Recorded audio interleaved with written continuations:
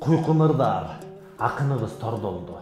Калкым деп журналист болот кордолду. Куугунтуктап Кыргызды Кыргызстандан Кудай урду, биздин көпөс чоңдорду.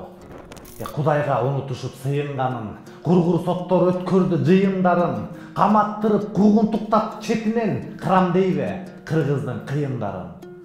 Адамдык сапатынан айрылышты, ат карам деп өйдө жактын буйругун, соргок болуп жаңылып тебелөөдө сотторубуз өз элинин куйругун.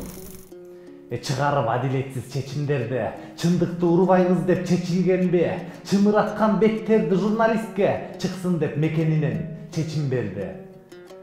Кылып келген шоуңарды көргөнбүз, кайра күчөп алсыз болбой өнгөнбүз, куугунтуктап камасак тынчыйт дебе кармашууга чындык үчүн көнгөнбүз. Кубанышып кучакташып ичкериңер, кайнап атып чыгып калды иткелиңер, кайда барсак жыттагылап бутубузду калбай ээрчип дале жүрөт иттериңер. Чыркыраган элибиз өңгү чөктү, чындык үчүн кордукка урундубуз, чынжырлап байлагыла итиңерди, чындыгында биздин жок жугундубуз. Келкиртектеп тоготпой калкыңарды, кетирдиңер кызматтык баркыңарды, кызматыңар өлгүчө түркүк болбойт, койсоңорчу бир ойлоп артыңарды. Көз жаштардан тынчыраак жатпай калба, карай албай калкыңды батпай калба, кызматтык мөөнөтүңөр бүткөн кезде кирээрге тешигиңди таппай калба.